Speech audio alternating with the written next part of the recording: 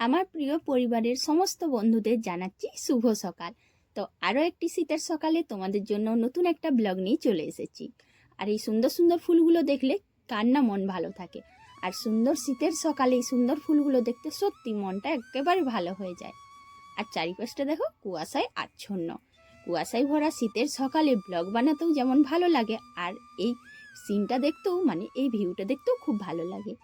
তো আমি মুনমুন, ব্লগার মুনমুন চ্যানেলে তোমাদের প্রত্যেকে জানাচ্ছি অনেক অনেক স্বাগতম। যে যেখান থেকে ভিডিওটা দেখছো তোমরা নিশ্চয়ই ভালো আছো, আর আগামী দিনেও ভালো থেকো, সুস্থ থেকো। আমিও খুব ভালো আছি। কিছুদিন আগে ঠান্ডা লেগেছিল, কিন্তু এখন খুব ভালো আছি। ভিডিও শুরু করার আগেই বড়দের জানাই প্রণাম, ছোটদের জন্য রইল অনেক ভালোবাসা। আর আমি যেহেতু গ্রামে থাকি, তাই গ্রামের পরিবেশের এই সুন্দর দৃশ্যটা মিস করাতে চাই না। সেই জন্য কুয়াশায় ভরা এই সুন্দর দৃশ্যটা তোমাদের সামনে তুলে ধরলাম। তো এই কুয়াশায় ভরা শীতের সকাল কাদের কোথায় কুয়াশা দিচ্ছে অবশ্যই কিন্তু কমেন্ট করে জানাবে। আর সুন্দর একটি সকালের সাথে সাথে আমার ব্লগটাও শুরু হয়ে যায় কাজকর্ম দিয়ে। আর যখনই কাজকর্ম শুরু করছি, সুন্দর সকালটা শুরু হচ্ছে, তখনই তোমাদের সঙ্গে আড্ডা দিতে চলে আসি। আর ব্লগটা তৈরি করা মানেই তোমাদের সঙ্গে কথা বলা। আর আমার তো কথা বলতে খুব ভালো লাগে, সেই জন্য আমি ব্লগের মধ্যে তোমাদের সাথে অনেক রকম কথা শেয়ার করে ফেলি। আর দেখো, কাজ তো শুরু করতেই হবে, সেই জন্য সকালবেলায় ঝাঁটাটা নিয়ে নেমে পড়েছি বাইকটা ঝাঁট দিতে। আর কতটা কুয়াশা দিয়েছে সেটা তো তোমরা দেখতেই পাচ্ছ, যে বালিগুলো ওপরের পুরো ভিজে ভিজে আছে। আর ভিজে গেছে বলে সেই জন্য অনেকটাই ভারী, গায়ের জোর দিয়ে ঝাঁট দিতে হচ্ছে। ঝাঁট দিতে দিতে এই জায়গাটা একটু পরিষ্কার করে নিচ্ছি। সত্যি বলতে কি বলো তো বন্ধুরা, এই দিন আনা দিন খাওয়া আমাদের সংসারে প্রতিটা জিনিসেই খুঁটিনাটি করে হিসেব নিকেশ করে চলতে হয়, তাতে খাবার দাবার বলো আর সময় বলো। ঝাঁট দিতে দিতে এই যে এখানে কুমড়ো গাছটা আছে, এটা একটু পরিষ্কার করে নিচ্ছি। এই সময় যদি একটু কুমড়ো গাছটা পরিষ্কার করে নিই, তাহলে সারাদিন আর অন্য সময় অতটা খেয়াল করতে হয় না। এখানে একটা কুমড়ো হয়েছে, প্রথমে ভেবেছিলাম যে কুমড়ো গাছটা পুরো বরবাদ, কিন্তু না, একটা ডাল তো পুরো নষ্ট হয়ে গিয়েছিল। আর একটা ডাল যেটা, সেটা মাটির সঙ্গে লেগে রয়েছে শেকড়টা, যার জন্য এখনো পর্যন্ত ওটা গাছটা বেঁচে রয়েছে, গাছের ডালটা বেঁচে রয়েছে। আর সেই ডালটাই একটু যত্ন করে এখন, যত্ন করার জন্য বলতে পারো, এখন একটু পাতা টাতা হয়েছে, আর একটা ফুলও ফুটেছে, আবার একটাতে কুমড়োও ধরেছে। তো দেখা যাক আগামী দিনে কুমড়ো গাছটা থেকে কি পাই। কুমড়ো গাছটা একটু পরিচর্যা করে নিলাম, আর এখন বাকি যে বাইরটা আছে, বাকি বাইরের জায়গাটা ভালো করে ঝাড় দিয়ে দিচ্ছি।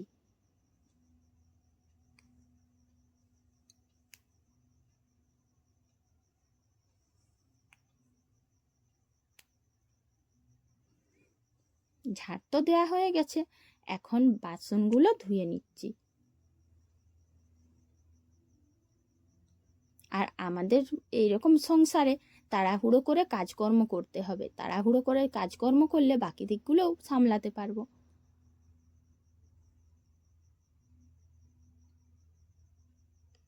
এমনিতেই গ্রামের বউ, তার উপর বিভিন্ন রকম বাড়তি কাজ থাকে। তো ঝাড় দিয়ে বাসন মেজে নিচ্ছি, এখন এই ফুলগুলো তুলে নিচ্ছি। আর ফুলগুলো তো আগেই তুলে নিতে হয়। হ্যাঁ, তোমরা ভাববে বাড়ির গাছ, কিন্তু কি বলো তো বন্ধুরা, শীতকাল না, শীতকালে ফুলের একটু অভাব থাকে, যার জন্য বাড়ির মধ্যেও ফুল থাকলে সেগুলো তুলে নিতে হয়। পরপর দুদিন মুড়ি খাবার জন্য কিছুই করা হয়নি, সেই জন্য আজ ভেবেছি একটু মুগ সিদ্ধ করে নেব।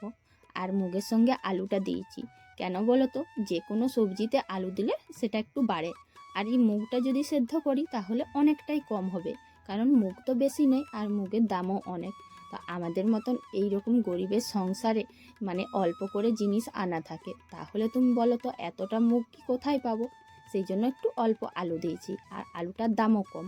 এমনিতেও যে কোনো সবজিতে একটু আলু দিলে সবজিটা বেড়ে যায়, তাই এই মুগটার সঙ্গে বেশি করে আলু দিয়ে দিয়েছি, তাহলে মুগ সেদ্ধটা অনেকটাও হবে, আর আলুটা দিলে এটা স্বাদটাও একটু ভালো লাগবে। ওটা এখন সেদ্ধ করতে দিয়ে চলে এসেছি কাঁচা ধোয়া করতে। হ্যাঁ, তোমাদেরকে তো বলিনি, অনেকগুলো কাপড় ভিজিয়েছিলাম। তো আমি প্রথমে ভেবেছিলাম কেচে নেব, কিন্তু এখন দেখলাম যে না, আগে মুড়ি খাবার ওই খাবারটা মুগটা সেদ্ধ করতে দিয়ে দিই। ওটা সেদ্ধ করতে দিলে সেই টাইমের মধ্যে আমার কাপড়গুলোও কাঁচা হয়ে যাবে। তাহলে একদিকে সেদ্ধ হলো আর একদিকে আমার কাঁচা হয়ে গেল, মানে একসঙ্গে দুটো কাজ। এই অল্প একটু আধটু বুদ্ধিগুলো খাটিয়ে নিতে হয় কাজকর্মের সময়। আবার খাবার দাবারের ক্ষেত্রেও এই অল্প স্বল্প বুদ্ধি খাটাতে হয়, না হলে আমাদের মতন সংসারে কিভাবে আমরা ভালো করে সংসারটা চালাবো।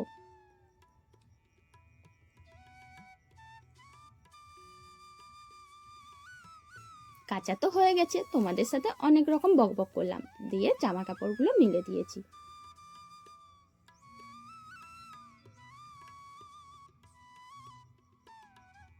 বাড়ির যে অন্যান্য কম বেশি কাজ ছিল সেইগুলো করে নিয়েছি। আর এদিকে দেখো তোমাদের দাদাভাই সবজি এনেছে, কত সবজি এনেছে দেখো।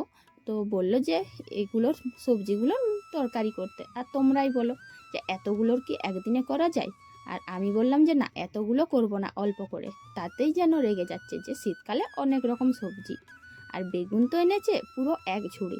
তবে আমি কিন্তু বেগুনগুলো এখন আর খরচা করব না। শীতকালের দিনে বেগুন খেতে খুবই ভালো লাগে, বেগুন ভাজা, বেগুন পোড়া, বেগুনি সব রকমই। তবে বেগুন ভাজা আর পোড়াটাই বেশি হয়। এতে করে কি হয়, বেগুন পোড়া খেলে তেলটাও কম লাগবে, আর শরীর আর স্বাস্থ্যের জন্যও ভালো, এটার কোনো শরীরের ক্ষতি করবে না।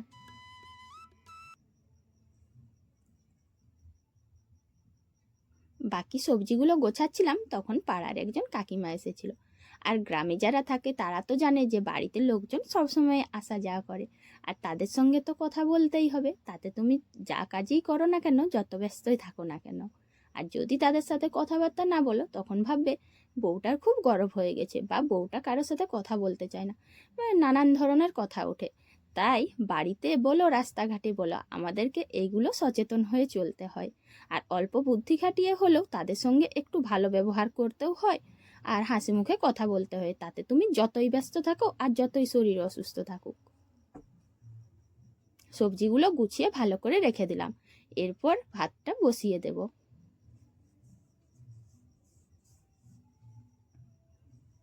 ভাত বসাতে গিয়ে যে উনুনটা জ্বালতে হয়, এটা জ্বালার সময় আরেক কাণ্ড ঘটে। এটা সব থেকে সমস্যা হয় উনুনটা জ্বালার সময়। তবে জানো তো বন্ধুরা, এখন কিন্তু উনুন জ্বালতে অনেক সুবিধে হয়েছে।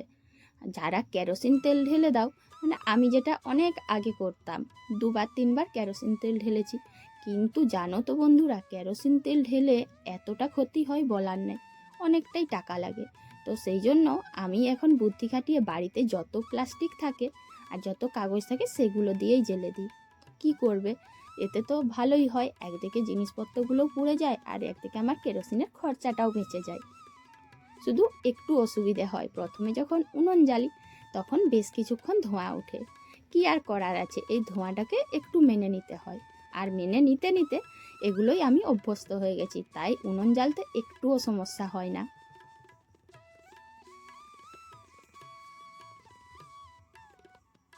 কেরোসিনের টাকাটা বাঁচাতে গিয়ে একটু ধোঁয়া খেয়েই নি। আর প্রতিদিন যে হয় তা না, যেদিন যেমন হয়। কোনোদিন খুব তাড়াতাড়ি উনুনটা জ্বালা যায়, আর যেদিন প্লাস্টিক একটু কম থাকে আর মোটা মোটা যদি কাঠ থাকে, সেক্ষেত্রে ধোঁয়াটা বেশি হয়। যাই হোক, আজকেও কিন্তু খুব তাড়াতাড়ি করে উনুনটা জ্বেলে দিয়েছি। বাড়ির এই ছোটোখাটো বিষয়গুলো আমরা যদি না দেখি, তাহলে আমাদের সংসারটা চলবে কি করে। তাই আমাদের মতন দিন আনা দিন খাওয়া সংসারে এই ছোট্ট ছোট্ট জিনিসগুলো অল্প বুদ্ধি খাটিয়ে সাশ্রয় করে নিতেই হয়। ভাতটা বসিয়ে দিয়ে সবজিটা কেটে নিয়েছিলাম, তারপরে চলে এসেছি এই যে বাইরে। আর আমাদের এই বাড়িতে না প্রচুর রোদ থাকে। আসলে এটা আমাদের না, অনেক লোকেরাই, তো সেই জন্য অনেকটাই বড় জায়গা। এখানে এসে চুলটা আঁচড়ে নিলাম,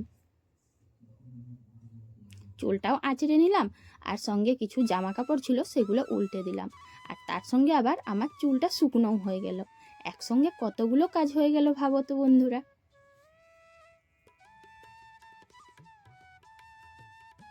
এসে করে দেখলাম আমার ভাত রেডি, প্রায় অনেকটাই সেদ্ধ হয়ে গেছে, অনেকটা কেন পুরোটাই। তাই ভাতটা নামিয়ে নেব।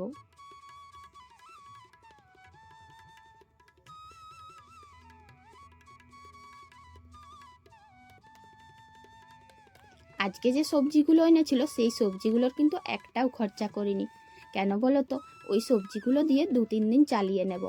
আর আজ এই যে সবজিটা রান্না করছি, এটা হচ্ছে বিনস আর আলুর ভাজা। তোমাদেরকে বলতে ভুলে গেছিলাম যে বিনস আমার আগের দিনের কিছু ছিল, তাই অল্প আলু মিশিয়ে দিয়েছি। এটা একটু বড়িটা ভেজে নিয়েছি। বড়ি কয়েকটা যদি ভাতের সঙ্গে মাখিয়ে খাও খুব ভালো লাগে। নিশ্চয়ই কেউ কেউ বড়ি খেতে ভালোবাসো, তারা কিন্তু অবশ্যই আমাকে কমেন্ট করে জানাবে। রান্নার ফাঁকে একবার চলে এসেছিলাম এই লঙ্কা গাছটার কাছে। আর আমাদের এখানে যে ছাগল, হনুমান বা এসে অনেক কিছু ঘটে, তাই ওদের আক্রমণ থেকে এই লঙ্কাগুলো বাঁচাতে আমি তাড়াহুড়ো করে তুলে নিলাম। কারণ পাকা পাকা লঙ্কা, এই লঙ্কাগুলো আর বেশি দিন রাখলে কেউ না কেউ নষ্ট করবে। এই লঙ্কাগুলো থাকলেও আমার অনেকটা সাশ্রয় হবে, সেই জন্য তুলে নিয়ে চলে এসেছি। কড়াটা আমার কিভাবে পুড়ে গেছে দেখো বন্ধুরা। এই মাছগুলো ভাজার আগে আরও কয়েকটা মাছ ভেজেছিলাম, আর সেই মাছগুলো ভাজার সময় মানে তার আগেই হয়তো কড়াটা ভালো করে ধোয়া হয়নি, যার জন্য প্রথমবার যখন মাছ ভাজলাম তখনই আমার কড়াটা অনেকটা পুড়ে গেছে।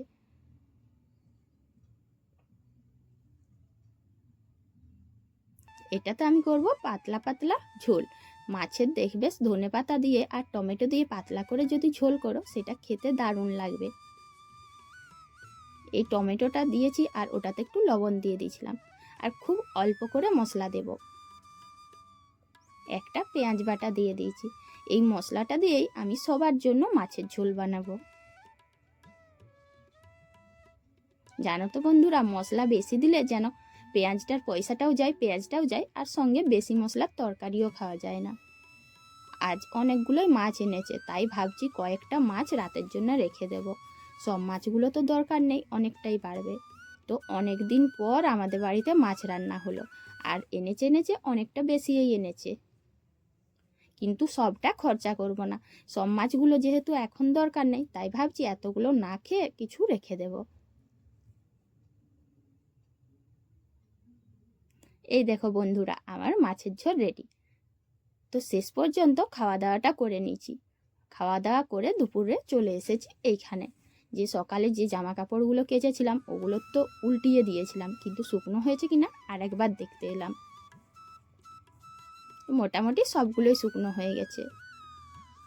দুপুরবেলায় রোদটা গায়ে লাগলে খুব আরাম লাগে, তাই দুপুরবেলায় গায়ে রোদও দেওয়া হলো, আর আমি জামা কাপড়গুলো গুছিয়ে নিচ্ছি। দুটো কাজ একসাথেই করে নেব।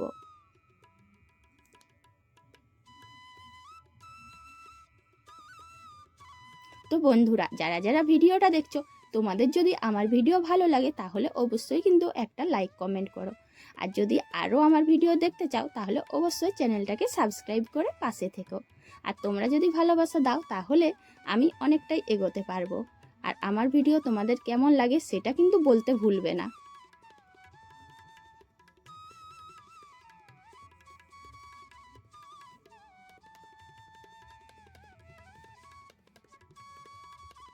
এখন অনেকটাই বেলা হয়ে গেছে, প্রায় বিকেলের দিকে, সেই জন্য উঠোনের রোদটাও চলে গিয়েছে আর আমার জামা কাপড়ও গোছানো হয়ে যাচ্ছে। তো কাল আবার তোমাদের সামনে নতুন একটা ব্লগ নিয়ে আমি দেখা করব। তো আজকে এখানেই শেষ করছি। তো সবাই ভালো থাকবে, সুস্থ থাকবে। তো চলো সবাই, টাটা।